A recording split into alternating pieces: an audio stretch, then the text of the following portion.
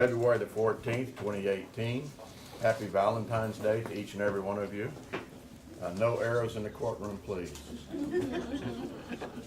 As we call to order, if you would rise, and we'll ask Gary Williamson if he'll lead us in the invocation, and then we'll have the pledges. Gary?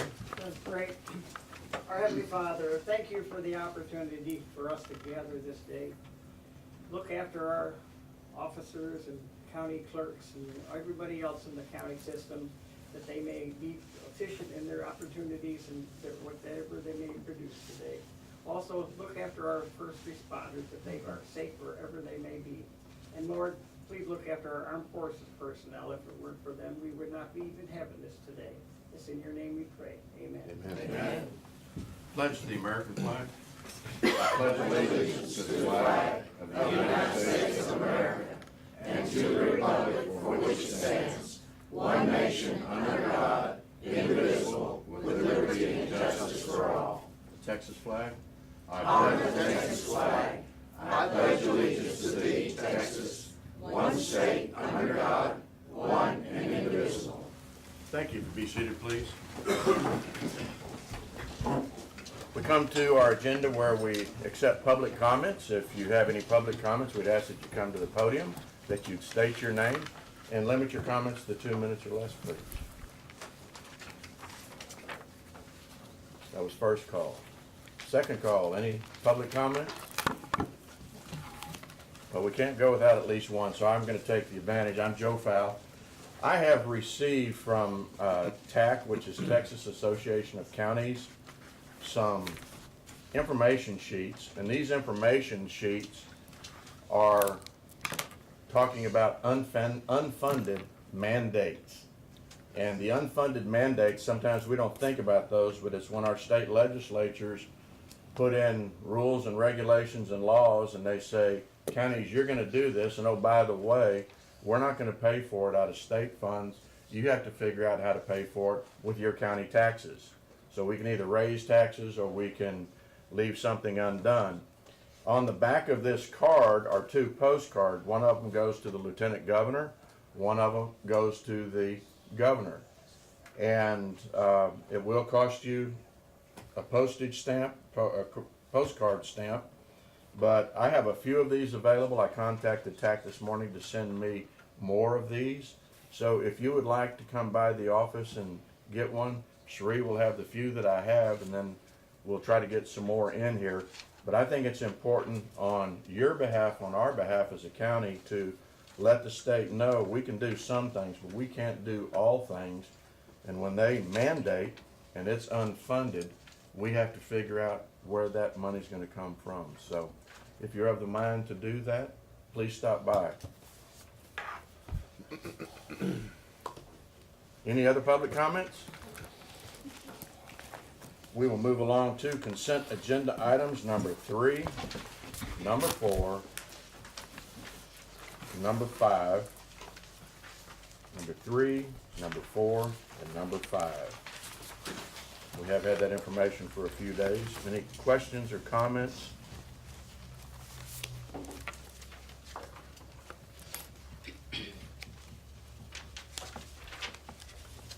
There's no comments. I move to approve the consent agenda items 3, 4, and 5 as presented. I second the motion. We have a motion by Commissioner Mallett to approve consent agenda items 3, 4, and 5. We have a second by Commissioner Dobianski. All in favor say aye. Aye. All opposed? Motion carries. Moving right along to agenda item number 6. Texas A&M, Jamie Masterson, presentation of Texas American Planning Award to Grimes County, and presentation of a new project opportunity regarding impacts of autonomous vehicles on rural roads. And I think we already have some that are driven like nobody's behind the wheel, but Jamie, thank you for joining us this morning. Would you come to the podium, state your name again? Jamie Masterson with Texas A&M University. Yeah, I just came in November.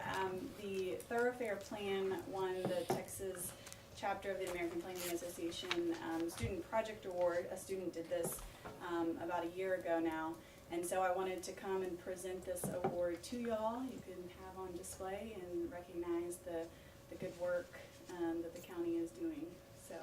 Very good. Thank you. And then this other project sort of came across our desk, I guess, from the Keck Foundation. They're really interested in looking at autonomous vehicles, so self-driving cars, how they might impact especially rural areas. So we thought about y'all because we did the thoroughfare plan and just an opportunity to be involved. It wouldn't be right away. It would probably take another year for things to kind of get moving. But if that's something that the county wants to consider, then we can certainly start that conversation. Okay. Is it just autonomous cars, or would it be like your local I know y'all are working on a project at A&M with the train running to. Yeah, and I'm not involved in that project, but I think we can make it what we need it to be. They want it to serve as a plan for specific communities, not just a theoretical study, but something that's gonna apply and be most useful for folks on the ground, so.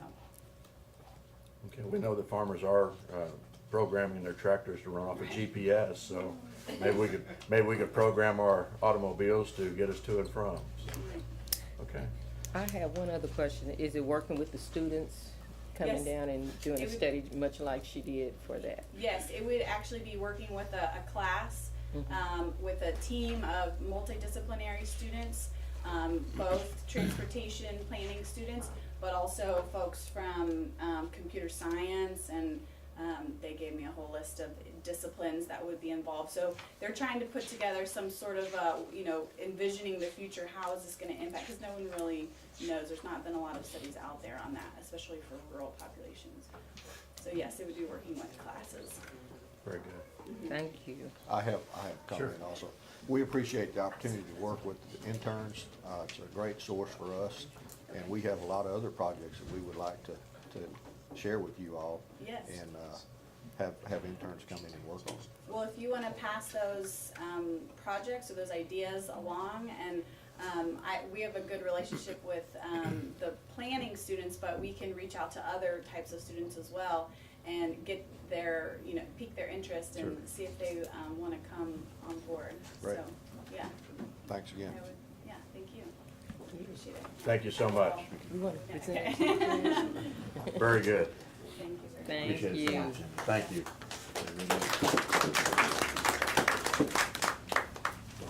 All right. Nicely done. Okay, number 7, Navasota Grimes County Chamber of Commerce, Johnny McNally, our Executive Director. Receive update from the Navasota Grimes County Chamber of Commerce. Good morning. Good morning, Judge and Commissioners. I appreciate the opportunity to appear for you this morning. I wanted to give you just a brief synopsis of things that have been happening and what's coming up in the future at the Chamber of Commerce. I know you all receive the weekly emails, and I hope that keeps you kind of up to date on the day-to-day or week-to-week operation. But to recap, since I was here last, I'm going to focus on the 3 items that I normally do, which is promotion, economic development, and education. Promotion, we had the Reds, Wheats, and Blues Festival in December, and we had 4 blues bands playing.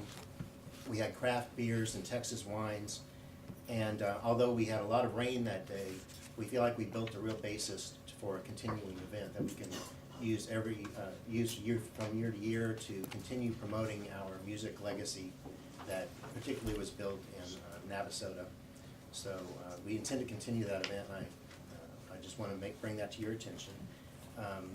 We also attended the Destinations Galore Trade Show, which is an event to meet with tour operators who schedule bus tours through Grimes County and other counties. And going to that event, it's already yielded, we have a bus tour scheduled for March 2nd coming through Anderson. And, it gives a little boost to some of the businesses, but it also increases awareness of Grimes County as a great place to live, work, and visit. We have this morning happening a new member breakfast, which I can't attend because I'm here, but we're focusing on the new members who've joined the chamber over the past 6 months. And just to give you an idea, over 2017, we had 57 new members join the Chamber of Commerce. Wow, So it was, excellent. yeah, it was really a very successful year as far as the membership growth. Johnny, were those brand new members, or were they maybe out of pocket for a year or 2 years and came back, or? It was a combination of both. Okay. So we've had a number of businesses that have opened in the county and have joined, such as the Anderson Meat Market, the Love and Lace Bridal Boutique, and a number of others. But then there were some members who had dropped over the years, and have, I think that they see a new value in the Chamber of Commerce, and it's Sure. just kind of brought them back in, which I'm really pleased to say. I'm happy to Thank have you. them back as members. I also should mention that we have the banquet coming up a week from tomorrow. It's the Chamber Awards Banquet, and it should be a real great event, and I would invite you all and anyone who can hear my voice to attend the banquet. The theme is- Tickets still available? Tickets still available, and the theme is Blue Hawaii, and everything that might entail. And we are allowed to wear our Hawaiian shirts? It's the dress is Hawaiian business casual. So you can I'm think. not sure that all goes together in one sentence, but okay. So Tommy Bahamas, think Tommy Bahamas, Oh, you'll be okay. safe. Make sure your dress skirts are starched. Yeah, it takes a special person to pull that off. Tom? Turner, yeah, exactly. With regards to economic development, we held the State of the City meeting back in January, and I appreciate the judges' participation with that to give us an update on the county. It was a lot of good information, a lot of positive information at the State of the City. And another thing that was key to that was that we established a pretty good relationship with the Research Valley Partnership out of Bryan College Station area. Their focus is to bring economic development to this region, and establishing a relationship with them just gives us more participation and more possibility to have some of that business funnel into Grimes County. So I think that's an important relationship to establish. Along the same lines, we hosted Shifting Boundaries, which was another economic development event on February 1st. And with that event, we partnered with the City of Magnolia and Montgomery Area Chamber of Commerce. And presented as a region to attract people who may want to develop in this area. And we recognize that working as a region, Grimes County may be able to offer something, but Magnolia may have something else, and Montgomery. But what's good for them is also good for us, and vice versa. And we're approaching this as a partnership where we can help each other as we look for growth in this area. And third along those lines is our involvement with Central East Texas Alliance.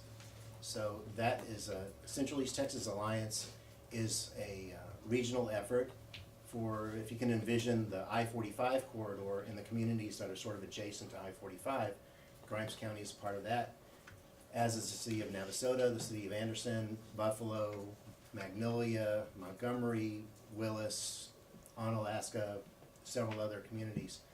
And we're working as a group to attract development along that corridor. And so that's just another mechanism for us to increase awareness of Grimes County and what we have to offer. We had a drone video made of the industrial park. That was with cooperation of Energy Texas. And that drone video was created to specifically market our industrial park in the Navasota area. Do we have access to that? As soon as it's produced. Oh, okay. They shot raw footage, and now they're mixing it down and cutting it, and we will have access to it when it's. Excellent. We've had a number of businesses contact us through the Chamber of Commerce, the economic development portion, looking to possibly locate businesses in Grimes County. And without getting too specific, I wanted to impart to you that the two main driving forces for their interest as of now is 249 coming up from the south, and the possibility of high-speed rail going through Roans Prairie as a stop. Those two things have created a lot of interest in the county. Personally, I'm in my second year of the Community Development Institute training, which is just to further my knowledge on economic development and community development. I know Barbara Walker, Commissioner Walker, is involved in that program as well. It's very beneficial. Skipping to education, I wanted to mention Blinn College. I know you're all aware Blinn College has started their industrial boot camp training, which has been a long time in coming, and we were just a part of the planning process for that. And we're happy to see it finally have classes started. They started last Monday, and had a pretty good turnout for that class, and so it'll continue for the next 10 weeks or so, and then they'll graduate with a blend certificate showing they've completed this basic industrial training. Do you know what the initial sign-up was for it? I believe we had 10 initial signups, and I believe 9 are actually attending class. Okay. And with that in perspective, I believe when they offered this in a neighboring county, they had 3 participants, and in another neighboring county, they had 0 participants. So we feel like we've really done well to get the participation on this first class, and it's just something to build upon. And if it works, then they can get the word out. And we'll be able to increase the subject matter that's being taught, to get these folks trained in positions that will help them get jobs here locally. So they'll be able to work here, live here, and have their kids raised here, pay taxes here. And it's a win for the companies who need these people with these certain skill sets that they can't find right now, and they have to go outside of Grimes County to find these folks. Well, we're giving them a job, a pool of candidates that they can call upon to fill some of these jobs locally. Do you know just offhand on the calendar when the next session would be? I don't believe they've scheduled it. I believe that this first class is due to end, I want to say March 5th. Oh, okay. Is the end of the first session. So you're probably looking at April before we have the next session started. As I say, because if we could advertise it in the high school, maybe get some of the graduating seniors as soon as they come out of school, then the possibility of them hooking up with this training and then going to work. Yeah, I think that's a great idea. And we did have scholarships available. Scholarships were made And available. also, I want to say, along with that, you said people staying here in the area, which in turn increases, hopefully, our median income, which drives a whole lot of things like housing and so we really need the housing. As most people know, you can't find anything in the area, affordable. Right. That's a good point. And to get this class filled, I can tell you that we advertised through the GED program, so that when folks were graduating from the GED program, they could jump right into this and get some basic industrial skills. Also, we went through the workforce folks and the local employment agencies who knew that they had folks who were looking for jobs in this area. Staffing. Can you remind us the tuition for that course? I believe out of pocket, if you got a scholarship, out of pocket, I think it was $35. 35. How much were the scholarships? $400 each. So Corporate $435 is the cost? $435 and $400 was covered with scholarship. $35 was out of pocket for the 10-week course. And again, you wind up with a certificate that says Blinn College, completed industrial boot camp, and it should give you a leg up as you go in for a Sure. job interview. And the $35 was so they'd have some skin in the game. You bet. And then I wanted to mention that our Chamber Academy series, Lunch and Learn series, will continue. On the 28th of February, we're having a Lunch and Learn with the Grimes County Local Emergency Planning Committee, and they'll be talking about, it's going to be David Lilly and his group will be leading that, and they'll be talking about what passes through Grimes County on a daily basis, either on the roads, on the rails, or underneath the county, and is your company prepared to handle, if an emergency were to arise, are y'all prepared to handle that? So that'll be on the 28th of February. Is that still a $10 charge for that? $10. But that includes lunch, right? That does include lunch. And I'm keeping this brief, so that's my update. Again, Chamber Banquet, and would invite you all to come. And I'm here for questions if you have any. What time is the banquet start? 5:30. The cocktail hour starts at 5:30, and then the program starts promptly at 7 o'clock. Everyone will be seated and ready to go at 7. Okay. We're running a real tight ship on this banquet, because we have a lot to cover in 2 hours. Thank you, Johnny. Thank very you, much. appreciate it. Moving to number 9, moving to number 8. Consider and take action to approve the pay adjustment for the part-time constable number 3 and number 4 clerk position, Human Resources, Lucy Hope. On February the 5th, the constable, Wes Mel, came in and brought a new employee in. And when he filled out the status change form, he gave her the position at $12. Now, that position has been budgeted for 11-14. So Constable 3 and 4 is here today to explain why he changed it from 11-14 to 12. If you have any questions. And we want to see if that's how y'all want to present it. Okay, Beth? but from Human Resources, is the job equivalent to $12 an hour? On what she's doing, yes. Okay. And it was just basically kind of an oversight because someone was already in that position. Right. She had, the lady that before that had been there for a long time. She was with Ann Weeks, and then she came to work for Wes. That's And correct. Can I say something? I'd like to say, I don't know if many people knew in the county that he lost his secretary, Miss Ruth Cooner, who'd been there for years, and we really greatly appreciate her service. And then she was off ill for a period of time before you found a replacement, is that not correct? Yes, sir. She's been Not much. battling cancer for, it's been quite a while. I don't know the exact time frame, but it's been quite a while. She hadn't been in the office and worked at quite some time as well. And when I took office, her pay was considerably low, in my opinion, of what she did. And so the first opportunity that I had to give her a raise, I gave her a raise. And then when the county restructured the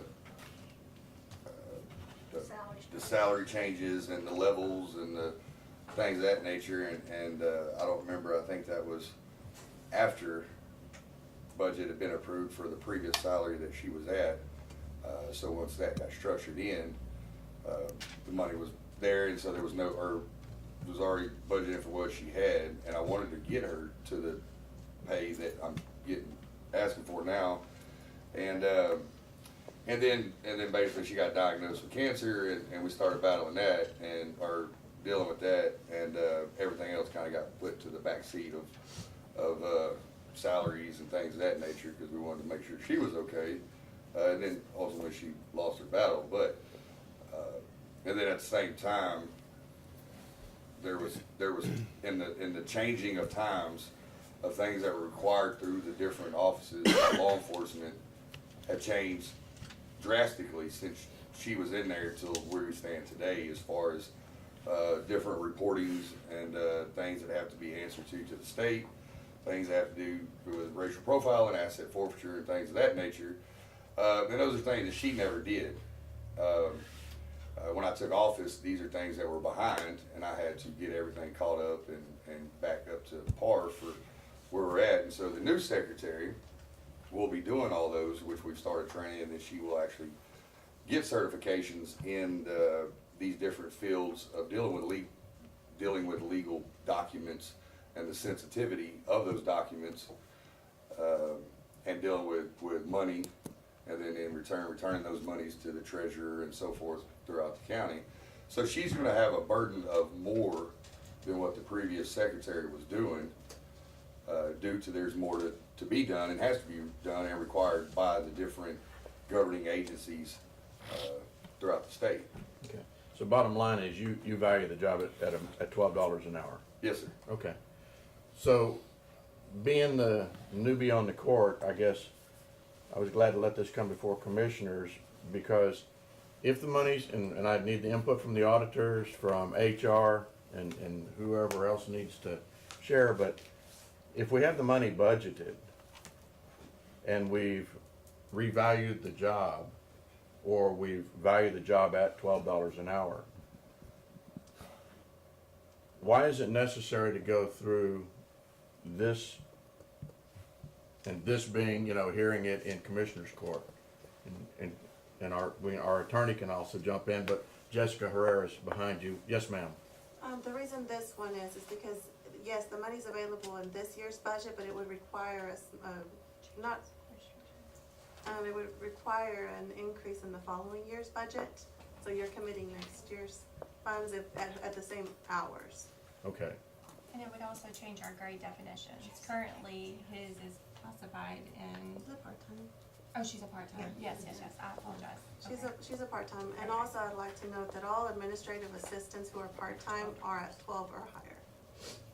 Okay, so this would bring that individual up to what we're paying everybody else? At minimum, yes. Okay, The majority, yeah. but I guess again, I throw the question out, and, I mean, I'm gonna be here and we can talk about it each and every time, but once it's been approved in the budget, Well, but $11.14 an hour was what was approved in the budget okay, for this year. Now, due to with the fact- understanding that it was the previous lady was going to be Right. doing the job, okay. Right. And due to the fact that she has been gone for a while, there is enough in the budget for him to increase her to $12 an hour at 20 hours a week for the rest of this year, and there'll be money left over. But next year, it will require an increase in the salary line of $894.40 plus the load, and, which is not gonna be a whole lot of money. Well, but every little bit counts, and I understand that. But because it has an effect on next year's budget, we have to bring it before court. Okay. Wouldn't And, that be something we would do around budget hearing times for the new year instead of now? Yeah. Yeah. I mean, that would make sense to me. When it comes to that, then we would simply say, Yeah. I've gotta increase this year's salary because of this. Well, That's why I don't understand why we're Yeah, doing it now. but I do understand Jessica Herrera's point, when we commit to this year, and it would be our plan then to continue that for the next year, so it continues to go and go and go, so it's $800 next year, and it's $800 the next year, and $800 the next year, and after 10 years, it's $8,000, so. But, back to the question, do we need to do this when we have a status change or a change in personnel each and every time? The ones that affect the budget for the following year. For the following year? Okay, I guess that's not where I'm grasping the concept. well, cause if we approve, in the auditor's office, if we approve a salary that is higher than what was budgeted for this fiscal year, but because of somebody not being there for X amount of time, there's enough money to do that. Okay, I can't commit the commissioners to paying that same salary next year. And that would be what would be happening. And then I But see you're not it's gonna just a just matter cut your salary. also of transparency, you know, Okay. because we wouldn't want to start maybe a trend of this. But if you're aware of the budget, which is what we oversee, then we're all on board. okay. And we had a similar situation when we hired, Mr. Walker in the Road and Bridge Department, because the administrator had been out for several months, and you may correct me if I'm wrong, but I think we had the money there to pay the salary that we increased that by, because he had been out so long, and therefore, we did have to approve that for the next year. Sure. It's the same thing, Sure. basically. And then we'd be reapproving, or I say reapproving, but as we go through the budget process, starting April, May, whenever, we would be approving for the next year. Yes. And I don't disagree with the transparency issue, it's just that, and if that satisfies, I mean, if that's the right answer, then I'm okay for us to bring it before the Commissioners Court each and every time. Well, What what, the issue is, you know, You do, shouldn't have this happen very often. okay, It should only happen in the case of like Ms. Cooner's passing and he needing to get another secretary in there. That's really the only time this should come up, is if that person was making below, cause we've tried to get it to where right up to 12. everybody's at 12 with the exclusion of a few people, but that's in the garbage department, but, trying to bring that up, and so I could not authorize the $12 an hour without it coming before Commissioners Okay. Court, because then I would be making the decision for you that, wouldn't oh, want we're that. gonna add that, extra $1,000 a month into his budget for this person. Fair enough, And that's not my job, that's y'all's. okay, fair Well, enough. while we're here, can I ask a simple question for some clarity on my part?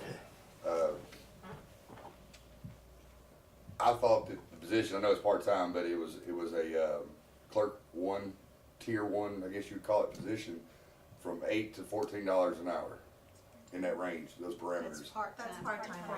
That's a part-time rate. Yeah, from $8 to 14. Yes. Okay, that's what I was wanting to make sure, because that's what the parameters I was going in when I hired Megan. So with that,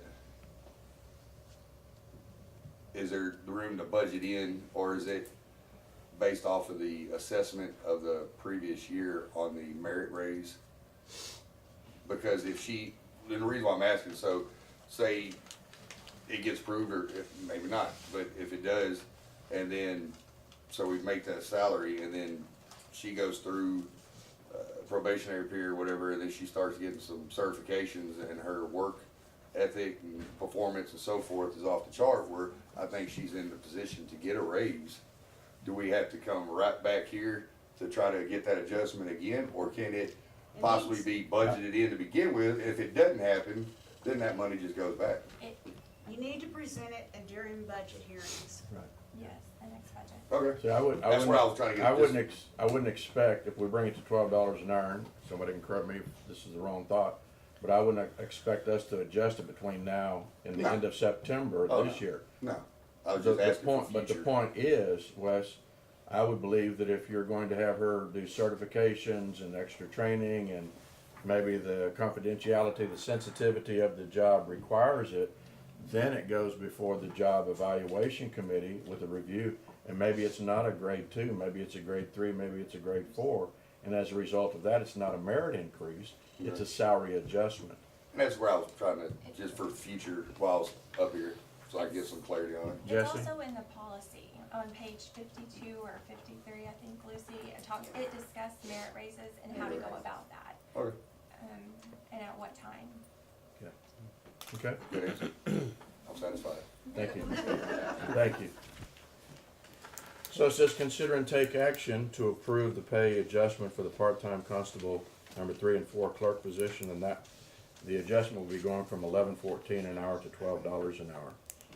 If there aren't any other questions, I'd like to make the motion to approve the pay adjustment for the part-time constable 3 and 4 clerk position. I'll second. Before that, can we make sure and backdate it? She started on the 5th, Okay. and so it needs to be as effective, February. February, If we okay. could do it effective as of her hire date. Effective of, as of her hire date. Okay, which is February the 5th. And are you still a second on that? I'll second Commissioner it. Husfield? Yes, sir. Okay. There is a motion to approve agenda item number 8 with the understanding that it would be retro to February the 5th of 2018, taking it from $14 an hour to $2 an hour. There's no, 11.14 to $12 an hour. That's the last time she wants you to speak for her. All right. Okay. So, if there are no further questions or faux pas, all in favor say aye. Aye. Opposed? Motion carries 5-0. All right, thank you, Mr. Constable. Item number 9, consider and take action to approve the pay adjustment for the clerk 2 temporary position from $9 to $12 per hour. This is in the elections administrator's office, and we had another personnel sheet come through where we had been paying this position $9, but the recommendation is $12 an hour, okay? So Lucy or Becky, No, I'd like for Becky to speak and say why from 9 to 12.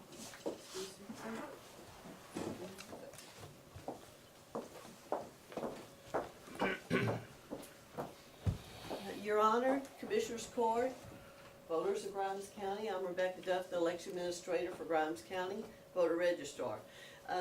Most of y'all know that my deputy has run for county clerk, and so with the ballot that we have in by mail, I have gotten a lady in that has the experience of handling the ballots. Vanessa Brzezinski does not handle one paper ballot that's in there. And so with that, we also have had unexpected workload all of these could go to you, the voter. There's about 6 different ones asking you to send in for a ballot by mail. We've had numerous duplicates of, so that has upped our workload tremendously. So again, it's unexpected workload, and this lady has had the experience of helping us before, and she's been there every time I've asked her to be there, and you know how important that is when you've got a workload that you gotta get out. And I'm asking to up, and it was part of my fault too. I used part-time, and then it was brought to me that I shouldn't have used part-time, it should have been seasonal, because Temporary. this particular, temporary, so here I go again, temporary, because she's temporary, she's just, we bring her in when we need her. And so that's why I'm asking, she's not gonna be there every week, she's just getting us through the primary. Of course, we have a runoff, and then we have city and schools, then we have a special election, then we may have a liquor option that's coming in, and then, so, yes, sir, yeah. Okay. So anyway, that's, After it's done, we might all need a drink, so who knows? amen. Yes, so, I am asking to consider this, and where my confusion again is that I have other people that come in and do different jobs, Right. and they get different pay. Right. And it's just, I'm always turning in different, schedules So, to. so in our conversation, it was of your opinion that because of the skill level of the particular temporary job she was doing, it merited the $12 versus the $9, which is kind of a standard that we pay election judges and election clerks and things of that sort, where this person is doing a higher level of work, correct? She's doing a lot of Vanessa's work, yes. Okay. Yes, All sir. right, thank you. Yes, sir, thank you. Any other input, Lucy? What? Auditor? Auditor's office. Okay, I would like to speak up. say, with what is budgeted in that account, because it is listed as a temporary position, Mm-hmm, the balance that is left in there, if left at $9, she can work a total of 329 hours. If you increase it to $12 an hour, she can only work 247 hours throughout the rest of the year, Okay. unless you do a budget adjustment and increase that line. so let's say we needed her to work 300 hours between now and September 30th. You wouldn't have it at $12 an hour. You would, but if we had to work, or if we needed to work because of special elections, et cetera, then what's the process for putting more money there? Or is A there? budget adjustment has to be done, Okay, and budget that amendment. definitely comes through Commissioner's Court. yes. Okay, And also, y'all need to decide on, whether she's gonna be classified as temporary or part-time. what, That sounds like temporary. I think, What you described. say that again, Jesse? By the way she described it, she has an end date, Yeah. and it's for a season, it's for temporary. As long as she knows, she understands when she starts working, that it's gonna end at the end of the primary or at the end of a certain period, Yes. it's a temporary Right. position. Oh, So temporary is a correct classification for this position? If it has an end date, if Yeah. she's got, if she's working through a certain time, Okay. it's not a continuous job. So Becky might say, okay, we're gonna have the election over on March the 6th, so we know we're not gonna use you after March the 15th, maybe some of the wrap-up. That's correct. There's a possibility we'll bring you back in Yes. mid-April or the end of April, getting ready for the runoffs, and you're probably gonna work for 30 days or whatever, and shut them off and then bring them back. Is that your plan? Yes, sir, that's. And that would work as a temporary? Correct. Okay, so the question before us then is, are we okay to take this temporary position in the election administrator's office from $9 an hour to $12 an hour? And then our elections administrator needs to have the understanding that we've got 247 hours in the bank versus 329 hours in the bank at the $12.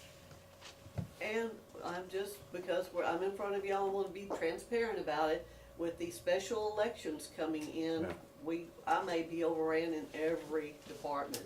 Mr. Paskett has been there before and knows that sometimes unexpected workload. Well, and if they have a special election for replacing State Representative 13, that was not in anybody's plans. Yeah. Or this liquor option that's coming up as well. So we have 2 unexpected elections. Okay. Yes, sir. All right, thank you, ma'am. Thank you. Was this a matter of adjusting the clerk 2, or would that she possibly qualify as a clerk 3, or?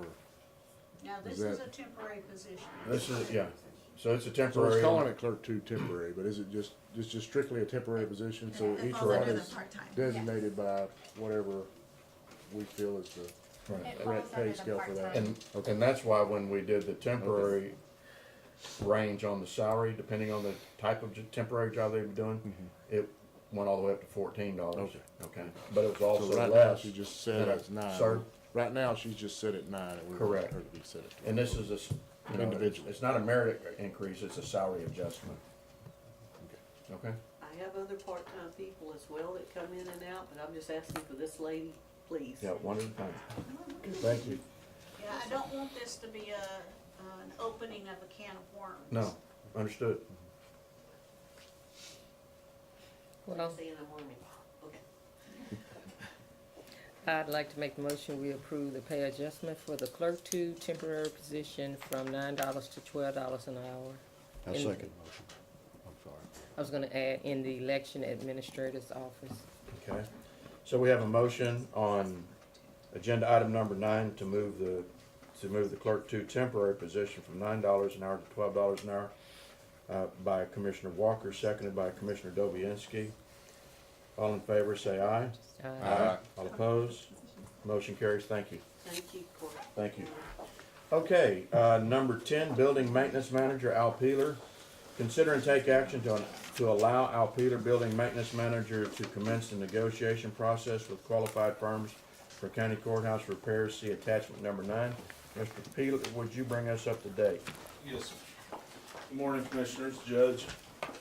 I came before you once before, asked to go out for RFQs for our courthouse.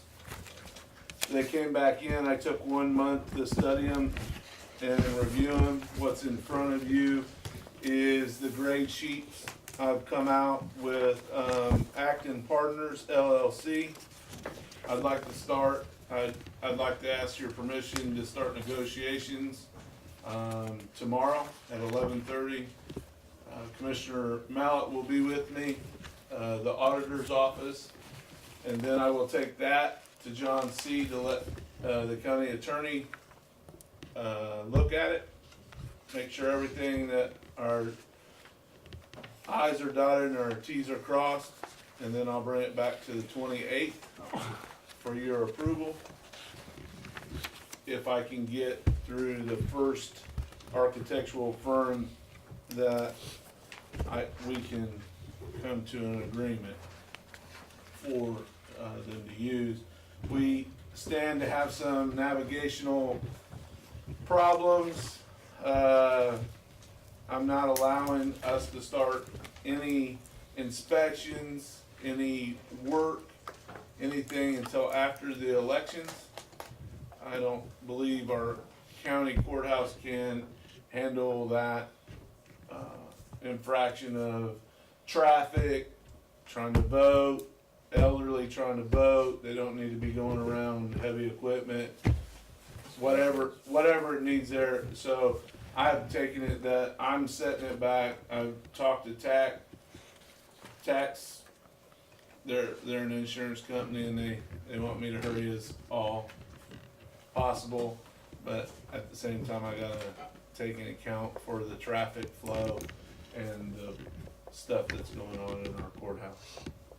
Now, did you provide the points that you rated them?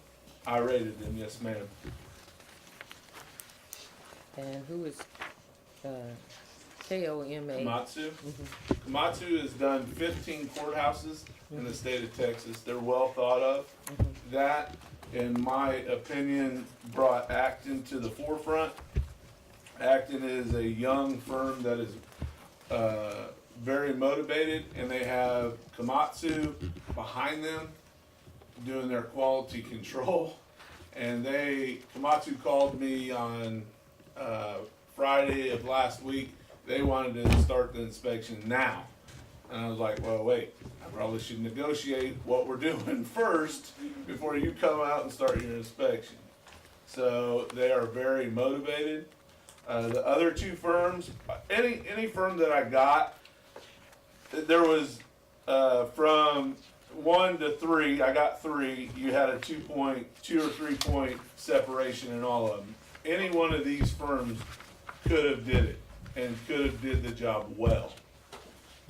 Some of the things that were on 2 and 3, 2, they're a national firm. They just opened up in Houston.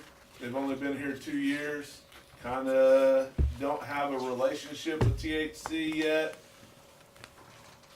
They did some impressive work. New York State Capitol, but they haven't did work in Texas, and you know, I'm falling towards that Texas lifestyle. Ooh, that's a lot to say. Third one is Hudson Gallagher. The third firm, they're the ones that did our courthouse in the restoration under a different name. They work for the firm. So they do, and they put a very nice presentation on. It took me a month to go through all 3 of them, but they use a lot. Unlike the first firm, that Komatsu, acting through Komatsu around for their acknowledge. As I went to real places, the Komatsu was there, and we had about a 3-hour conversation about our courthouse. Unlike the other 2, Hudson Gallagher, they threw their experience when they were employed into their business. Acton said, we're a young firm using this firm to mentor us. That says volumes. They didn't try to hide that. Hudson and Gallagher, when I went through their stuff, they kind of tried to hide it. In my opinion, they wanted to use theirs. Yes, they took over it, but they weren't really employed. They were employed, but they really didn't do the jobs they were putting in their description. I called some of their references. I'll just leave. Haven't you shared with me some issues Yes. on the restoration? Yes. That should have lasted longer than what they've lasted, Yes. or been done better than what they? Yes, so- sir. So you do have firsthand experience with their results? Yes, sir. Okay. But, so, on that, Judge, they, I brought that up to them, because I called every firm. I wanted them to know that, look, this wasn't just, yeah, we'll take this one. I took a month for a reason. I called them and said, look, well, we really didn't have them doing that. Well, at the end of the day, you're the one looking at it and saying, and the example I told you was, who puts blinds in an elevator shaft? Wood blinds that I can't get to. Commissioner, Okay. you're an engineer. So I'm just asking if you allow me to have permission to go and speak to the active partners. Hopefully we can negotiate a deal tomorrow at 11:30 and get this project on. And as you said, whatever you negotiate then would certainly go through our county attorney Always. for his review. Always. Okay. Always. And then the possibility of back on the February the 28th to award? Hopefully, unless John, county attorney, excuse me,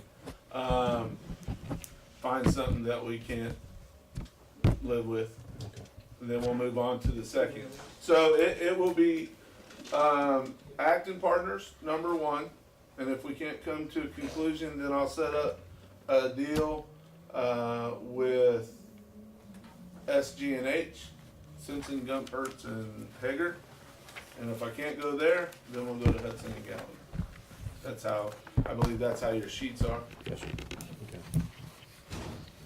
Any further questions for Mr. Peter?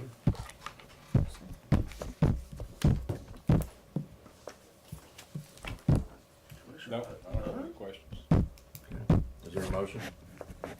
I'd like to make a motion, we, allow Al Peeler, the building maintenance manager, I'm sorry, to commence the negotiating process with qualified firms, i.e. Action Partners, for county courthouse repairs. Okay. Second. There's a motion before us on agenda item number 10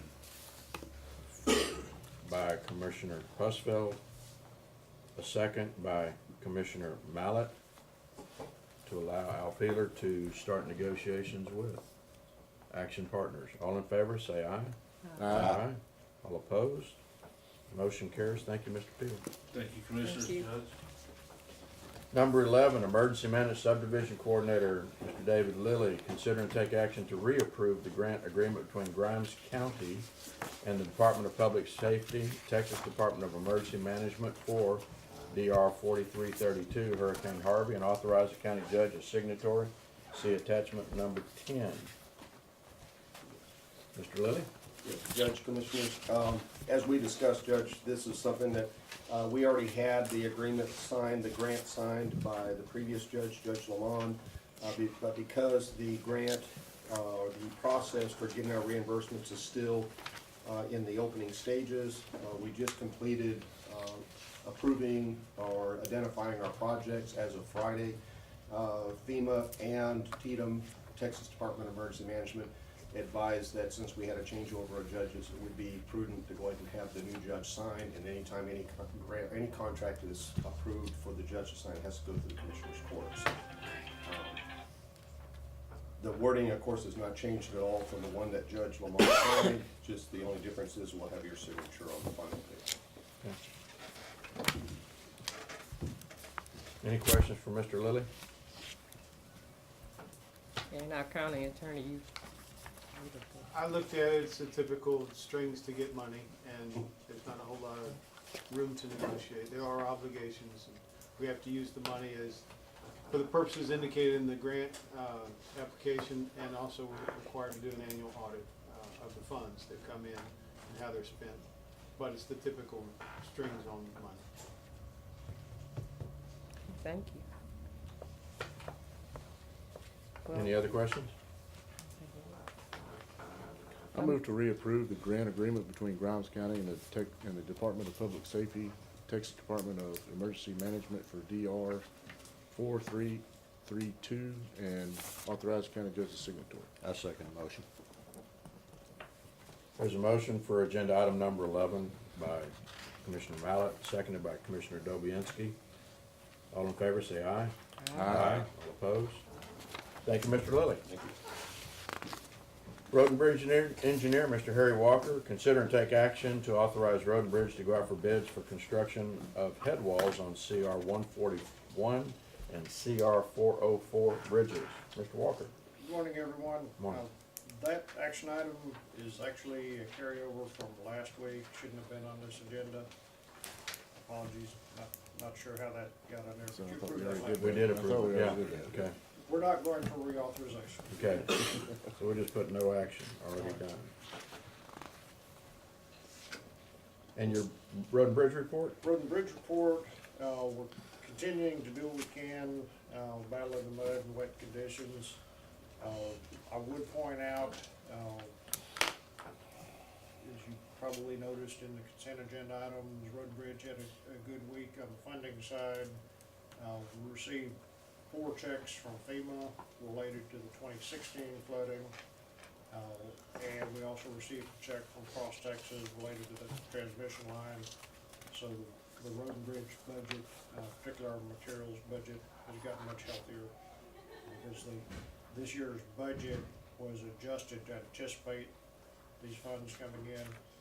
So we were already up to 70% expended on road materials before those checks came in, so it helps a lot.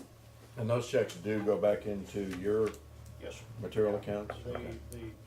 line item transfer or budget amendments you just did, put them into the proper accounts in the road and bridge budgets. One of them's a specific account for Cross Texas, prepare the roads affected by their work. Right, so, And then the FEMA money goes back into the materials budget to be used anywhere necessary in the county.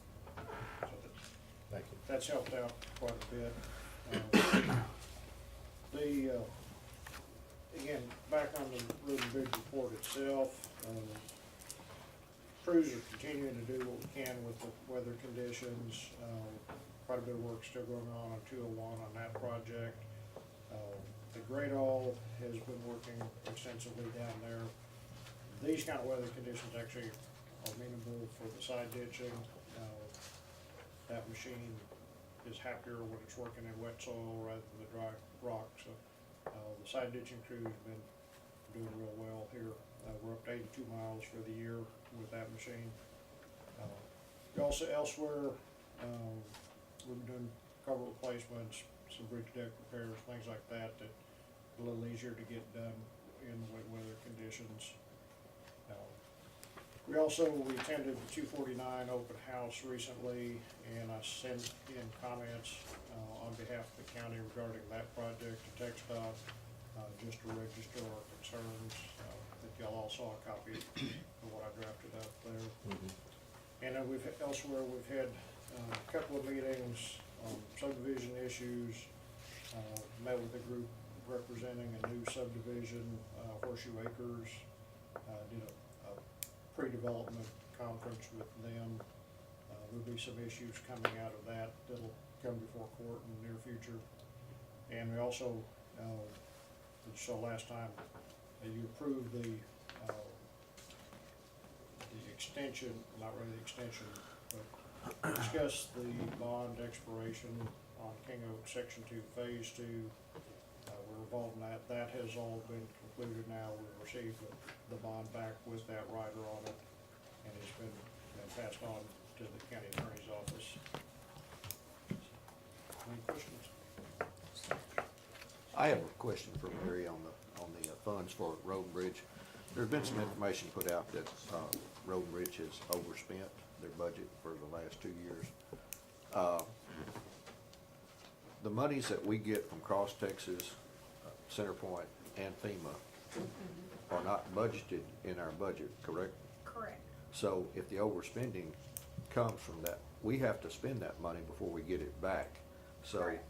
that answers that question. We have not overspent in Road and Bridge. We're actually getting the money back for what we have spent previously on those different projects. And all the money that we get from FEMA goes back on the roads that we turned in to be repaired. That is The correct. same thing with Cross Texas and Centerpoint. All of that money goes into the roads that they're using for the construction of that project. I wanted to clarify that because there's some issues out there that, have stated that we've overspent, but we've not overspent in the budget. Now, what people don't understand is that it takes 2 or 3 years to get money back from FEMA. Yes. But if we don't fix those roads, they're gonna be screaming at us. Yeah. And so we have to do it for safety, and so, yes, sometimes we have to overextend the budget, but then we get a good portion of that money back. Sure. And so when we get it back, we put it back into Road and Bridge so that they can continue with their regular routine. Yes. And as I mentioned earlier, the FEMA checks were related to the 2016 flooding. Yeah. So that's Right. a year and a half, 2 years ago. Cross Texas, we had created a line item in the budget with no dollar amount in it. So we're placing that money into that line item. So it was recognized we would be getting that money, but it wasn't reflected in our budget total. Sure. So if you go to the end of the year, just look how much money was spent. Yes, it looked like we overspent the budget. Yeah. But it's because of these reimbursements. And again, these people are out there tearing up the roads, we need to repair those. Sure. So it's not like, we're getting ahead, we're just fighting to stay even. Sure. And we did that with Centerpoint too before you Correct. came on. I asked the auditor's office to put that in a separate account so we could track that and where it would be transparent to the. We do have a separate line item for Centerpoint also, and we have gotten some money from them that, part of it was carried over from last year. Yes. But we've gotten some additional funds this year also that were not reflected in the budget totals either. Thank you, Mr. Thank you, Mr. Walker. I appreciate it. Number 13, consider and take action to apply for 2 separate grants for mobile video recording systems and body worn recording systems. Todd Green, Good morning. morning. Thank y'all for giving me the opportunity to speak real quick. We are in the process of applying for 2 grants. One is for some in-car video camera systems, and the second one is going to be for some body-worn camera video systems that starting to become more and more mandated on us each and every day. We do currently have our officers in vehicles outfitted with both. We're looking at replacing some of the older systems and phasing those out, and of course we're placing some of the older systems in the cars. The new systems integrate with the body cams and the recording software, so we're looking at replacing some of those, and the ones we have currently will be recycled into the jail, so we'll still be able to use those and get plenty of use out of those. That just gives us a lot more coverage and protection all across the board for our office. One grant is requiring no matching funds, which is going to be the in-car video one. That's where the bulk of that one is actually $61,740 that we're actually applying for. Doesn't mean that we're going to get that amount of money, but that's what we're actually putting in for. And then the second one. I'm sorry, would the 61,000 cover your need for all of the Yes, vehicles we have? that's 100% replacement for us, and then Okay. obviously there's potential of that being reduced down. So, and if that's the case, we'll make amends and Lesser make it vehicle, work okay. and just phase them out as we buy new Okay. vehicles. And the second one's for the in-car, the body-worn camera system. That one's $20,580, and that one does require a $4,100 match, which will absorb in our budget. But this is the initial process, letting us apply for the grant, submitting the resolution to the grant authorities, and then we'll see. You know how long it takes for you to get a response on the grants? They're all due at the end of next week, but we're looking roughly maybe May, we'll know something. Okay. And who's the author of the grants? Sergeant Blake Balabino actually wrote these 2 grants and has submitted them, so Okay. we're trying to expand and let some of the younger guys get more involved in that process to make sure everybody's trained up. Any questions? I have any. I make the motion we apply for 2 separate grants for mobile video recording systems and body worn recording systems. I'll second. There is a motion before us on agenda item number 13 by Commissioner Walker. And it is seconded by Commissioner Husfeld. All in favor, say aye. Aye. All opposed? Thank you, sir. Thank you. I'll make these resolutions for the county justice. All right.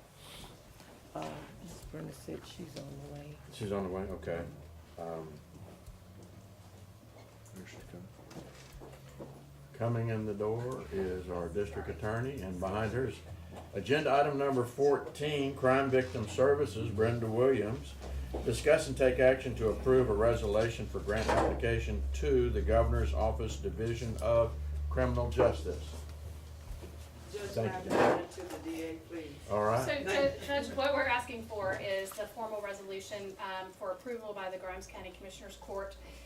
We have 2 grants currently funded under the Brazos County Domestic Violence Grant Program that's administered through the COG and comes down from the Department of Criminal Justice. That funds our investigator position for John Wren, as well as our crime victims liaison, Gilberto Diaz. And so we have reapplied for that grant, which funds their positions, and we are just asking for a formal resolution for permission to reapply. Do we have wording for that resolution?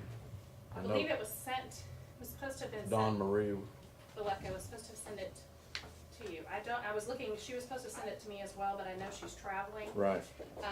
So I will. I don't recall seeing it. I haven't seen it either. Okay. I was going through, my emails this morning. We're dealing with events in Navasota. Judge. Yes, ma'am. Is that the thing that you had me type up? It might be. Resolution, Grimes County Victim Services Community Yes. Action Project? Yes. That's it. I hadn't seen it because she was typing it up and was holding it, so, yes. Thank you, Ms. Wagner. You know you have one. I do? All right. Yes, I remember this now. All right. So we do have the resolution. Okay. Appropriate to read it? Absolutely. I don't know how the Okay. commissioners could agree to it. if they- Agreed. We don't pass it and then we see what's in it? Sounds Not- familiar. Not funny. Okay. Resolution, Grimes County Victim Services Community Action Project, whereas Grimes County finds it in the best interest of the citizens of Grimes County that the Victim Services Community Action Project to be operated for 2018 through 2020, so it's 2 years. And whereas Grimes County agrees to provide applicable matching funds for the said project as required by the Office of the Governor of the State of Texas Criminal Justice Division grant application, and whereas Grimes County agrees that in the event of loss or misuse of the Criminal Justice Division funds, Grimes County assures that the funds will be returned to the Criminal Justice Division in full. Whereas Grimes County designates the Grimes County judge as the grantee's authorized official. The authorized official is given the power to apply for, accept, reject, alter, or terminate the grant on behalf of the applicant agency.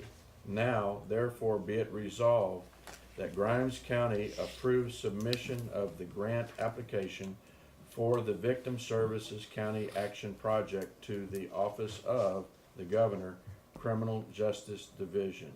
Goes on to say passed and approved by Grimes County Commissioners Court in Anderson, Texas, this 14th day of February 2018. Thank you. And may we have a copy of that, please? Was it signed? You can probably have mine if I can find it, but, We need it. Sheree, is there one in here? After the sign. Okay, all right. We can. We'll help with that. certainly We get- have to- We have to no. submit that with our grant. Right, and that needs to get to Dawn Marie once we approve it, if indeed we do approve it. Yes. So, so Commissioners, you have before you the resolution in regards to agenda item number 14, and this does fund 2 current positions that the county is utilizing 100%. That's correct. Okay. I make the motion to approve the resolution for grant application to the Governor's Office Division of Criminal Justice. I second the motion. Commissioner Walker has made a motion for agenda item number 14. Commissioner Dobianski has seconded that motion to approve the resolution to the Victim Services Community Action Project. All in favor say aye. Aye. All opposed? Okay. I will sign this, and there's a place for our county clerk's signature. There is a place for the grant number, but I was informed that we can handwrite that grant number in, John C., once it has been allocated. I'm sure. It's That's correct. Okay, all right. Thank you. You're welcome. Thank you. And we'll get it later. I do have a question, maybe to our county attorney. A while ago, we approved the grant for the mobile videos, and then you gave a resolution, so should we include that? I'm sorry? Should we include the resolution for the grants, on the previous item number 13? For the body cameras and the car cameras? If there's a resolution, sure, but you can consider that as part of the application process. The action you were asked to take was take action to apply for the grants. If the Okay. resolution I is just part want to of be the clear we didn't, application, okay. you're fine. And these do have, the ones that Mr. Green gave us, they do have the grant numbers on them.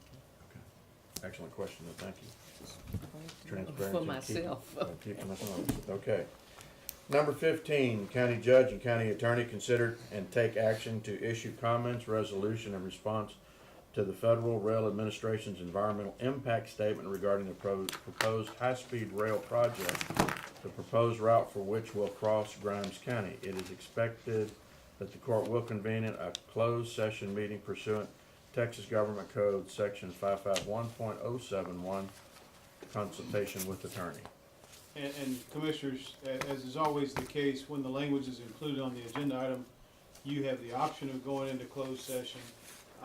The question here is primarily whether the court wants to issue comments to the FRA in response to the environmental impact study, and may also include a resolution. I suspect that you all have copies of proposed letter as well as a resolution. We certainly could go into closed session for a discussion of that, but it's the process by which TxDOT and other entities go through and permit affected individuals to submit comments to say how a particular project may affect them. I think we all recognize there's some placating of the masses that is involved there. It makes you feel like you may have been heard, but on occasion there are modifications that may be made as a result of information that's received that may not have been known before. The concern that I would suggest exists for the court, and it's not necessarily the only concern that the court may have that you may want to make comment on, is the issue of the impact that the proposed project would have on county roads. You all may have seen the EIS that proposes rerouting of certain roads, potentially the closing of certain roads. Even if those weren't issues, and let's say it was an elevated track that was on a viaduct or something that was to go over any county road, you'd still have the issue of to what standard would that crossing be engineered? To what height? To what width? At the base below? Let's say at some point the county determined the county wanted to expand a county road to a width that's wider than it is now. Who would ensure that the engineering for that crossover, for that crossing, would take that into account? You all also have the responsibility, or I guess I should say the obligation, to allow public utilities, whether it be cable, whether it be electric, whether it potentially be water or pipelines. On many occasions, you have the obligation to simply permit those things to exist within the county's right-of-way. The Attorney General's opinions, as well as case law, are replete with suggestions that a right-of-way is not merely for the passage of pedestrians or vehicular traffic. It is for utilities to be laid in those right-of-ways. So who's going to ensure that those things aren't affected? What is the engineering standard for these crossings? This is an opportunity, as I understand it, for you as a court to make comment on behalf of your constituents to the Federal Rail Administration and say to that administration, I'm not sure you've considered these things. We've identified these things with our eyeballs and our knowledge here on the ground, and we want you, Federal Rail Administration, to take these things into account. That's what I have to say on that issue. At this point, I certainly would be responsive to any questions you may have, and I'd leave open for you whether you believe it's appropriate for closed session. Any preference from the commission? I would prefer closed, just for some questions I had. Okay. I would too. All right, we are going to adjourn into closed executive session. We would ask those that are not a part of that discussion to please remove themselves from the room. Sorry. Thank you, Mr. Williamson. That was an excellent idea.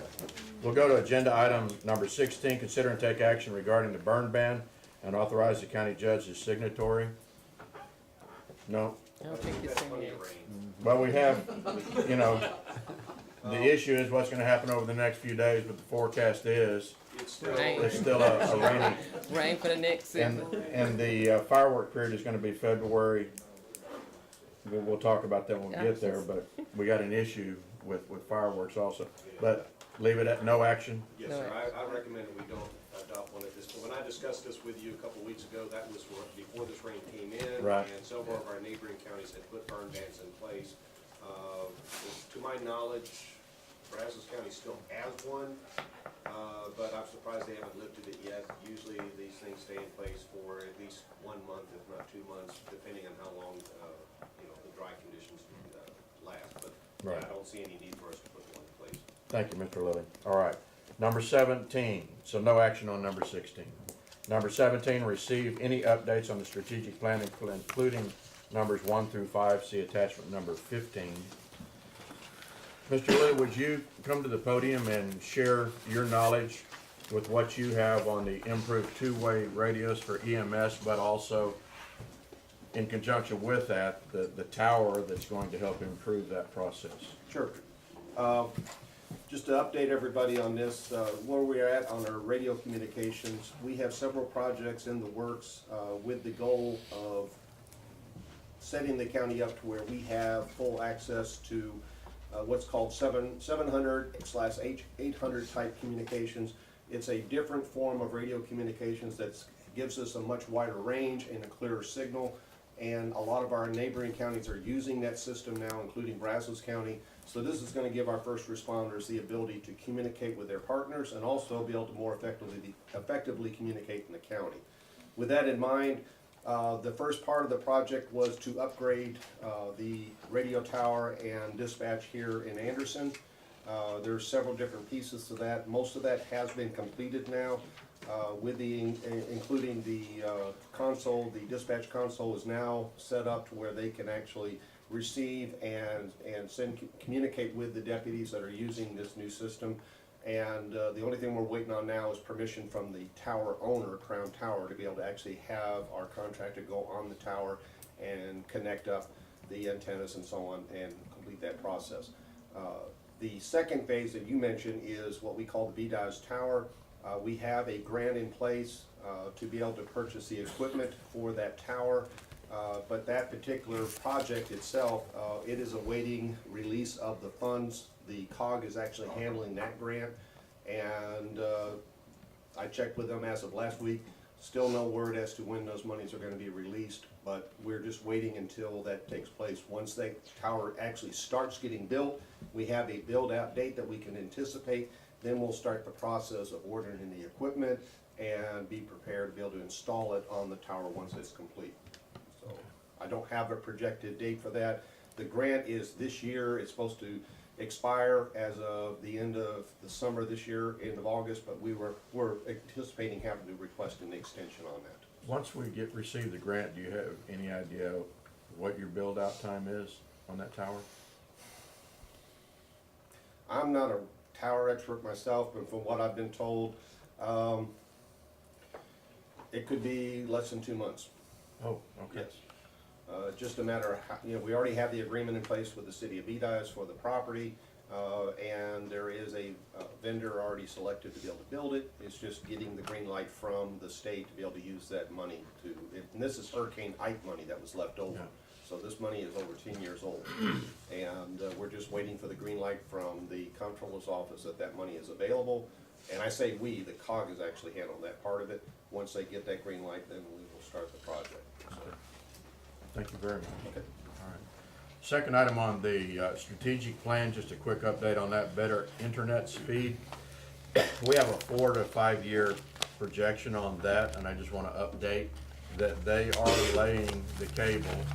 The cable is coming from up north down south along 6, and it's not rapidly, but it's gradually getting towards Navasota. So we have a BBCOG meeting today. I'm not sure if they're going to be updating on that today, but I think they are, and we'll bring further updates. But that is slowly moving along. So I guess it's moving about as It's slow across as the the Brazos internet. River now. Well, that was a chore. Yeah. But- Navasota, I want to say. Yeah, Navasota. But it is making progress, and it's being continuously worked upon. Item number 3, internet reach service to all county. Commissioner Dobianski, that's under your review. That is also part of the COG system. There's additional fiber being put in this line that's laid, and they are currently talking to different entities that want to hook up to that and distribute that throughout the county to homes and so forth.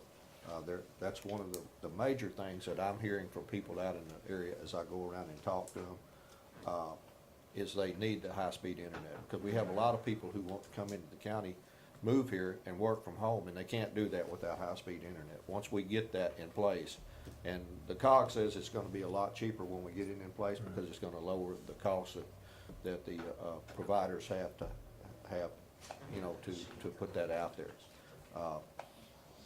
So as the line gets laid to the school districts, the jails, and the counties, then hopefully that will be sold out to vendors who will distribute it out to the county. And again, that's gonna be a 4 to 5 year process. Thank you, sir. Strategic plan, item number 4, countywide websites, assigned to the judge's office. We are almost there where we want to be. However, we are working with our provider on that to help us on a couple of issues. One being our ability to merge the different court calendars with the county court, with district courts, with all of the courts that use our system or our facilities. We had some difficulty in getting all of those court calendars coordinated. Cherie, is it correct in our last meeting with the provider, they are gonna be able to work through the issue, or they're not? They passed it on to the owner of the company now. Okay, so the head programmer, the individual that owns the company is taking a look, I remember that now, is taking a look at it to see if they can correct that. But I'm gonna ask you again, if you haven't been to the website in recent time, please go to the website and look at it. There's a lot of ease of going from one area to another and finding really good, valuable information for all the citizens of the county on that website. So we'll continue to improve it, but we're closer to being finished than starting. Last one that's on the agenda to discuss today is item number 5, enforced burn ban. Commissioner Husfeld, that is under your review. Yes, and I think some time ago, like last year or so, we've authorized the sheriff's department that if a complaint comes in about unauthorized burns, when there's a burn ban on, that they will be issued a citation. And then, of course, that goes before the JP. Do you feel that item number 5 is complete, and instead of the short term less than a year, we can put complete in that slot? I believe we could, yes. Okay. One thing I want to point out on that, there's some confusion that we can control the burn bans in the city's limits of Todd Mission. We don't have control over that because once we had a burn ban on, and they had fires out in the campgrounds of Todd Mission, and I got quite a few calls on that, but we don't control Todd Mission or any other city in the county. They're autonomous from our rules and regulations. So just to clarify that also. Okay, thank you, sir. I believe it's any incorporated city, if I'm not mistaken. Yes, that's correct. So Plantersville falls in that category. Yes, as well. now. Yeah. So we'll let the mayor take care of that one. Yeah. Okay. All right, if there's no further discussion, any questions on any 1 through 5, commissioners? We're good? All right. And Ms. Wagner, if you will update that item number 5, we'll put it completed where the term date is, so we can show progress. Okay, agenda item number 18, consider and adopt an order before February 15th, which is tomorrow, authorizing the sale of fireworks for the Texas Independence Day fireworks period, February 25th, 2018 through midnight, March 2nd, 2018, and authorizing the county judge's signatory. See attachment number 16. Isn't this the first year that we've had fireworks during Independence Day? No, We had it last year? Yeah. Was last year the first year? It was the year before. I can't keep on. I think it might have been 16. Okay. Yeah, I think you're right. I think it was 16. Any questions? The only stipulation that we've been having on this is that the skyrockets with sticks, and we'll And fins. ban those in the county, so we're gonna continue this ordinance or order?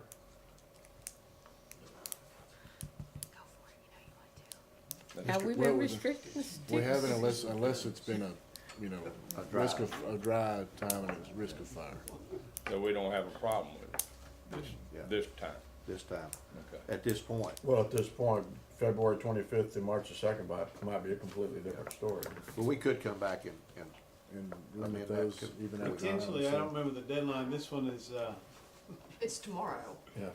right, but it's the deadline to authorize the sale of the fireworks. I don't remember the deadline to prohibit the sticks and fins. Okay. So that would be the question. I don't have that in my brain, as much as I love sticks and fins. Let's assume that you do, if you want to authorize sticks and fins, I'll see what the deadline is, and we can have a special meeting just on sticks and fins. Mr. Attorney, that would be awesome. Okay. If there aren't any other questions, I make the motion that we approve the order before February 15th, 2018, to authorize the sale of fireworks for the Texas Independence Day fireworks period, February 25th, 2018 through midnight, March 2nd, 2018, and authorize the county judge as signator. Second. There is a motion on agenda item number 18 by Commissioner Walker. It's seconded by Commissioner Mallett. There's no further discussion. All in favor say aye. Aye. All opposed? Motion carries 5-0. All right. We will now go back to agenda item number 15.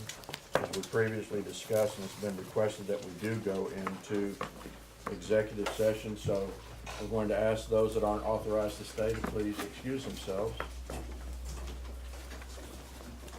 Lights on, okay. We're going to reconvene at, the time is 10:56. It's still the same date of February the 14th, 2018. We are out of executive session. Commissioner Dobianski, do you have a motion? I move that we take action to issue comments, resolution in response to the Federal Railroad Administration's environmental impact statement regarding the proposed high-speed rail project, the proposed route for which will cross Grimes County, with the formatting changes that we discussed, and the grammatical comments, issues that we corrected in the And if I could just clarify, you all have a proposed resolution and proposed letter. It's my understanding that the proposed resolution and letter are going to be used with change to the letter being to remove the resolution number and put the date of passage, and the change to the resolution will be formatting changes. That is correct. Yes.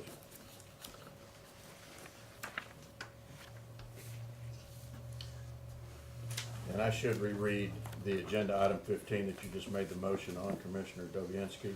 Consider and take action to issue comments, resolution in response to the Federal Railroad Administration's environmental impact statement regarding the proposed high-speed rail project, the proposed route for which will cross Grimes County. It is expected that we'll go into executive session, and we did, consultation with our attorney. So we have a first. Is there a second? I'll second the motion.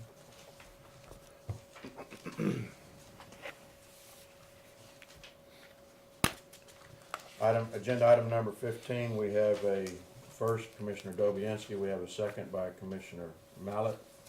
All in favor, say aye. Aye. All opposed? Motion carries. All right. And we will get those changes made today, and we will get this sent off. Agenda item number 19. Make the motion to adjourn. I'll second. Any discussion? Agenda item number 19 to adjourn, Commissioner Walker made it first, seconded by Commissioner Husfeld. All in favor say aye. Aye. Motion carries. Did we need to, John, did we need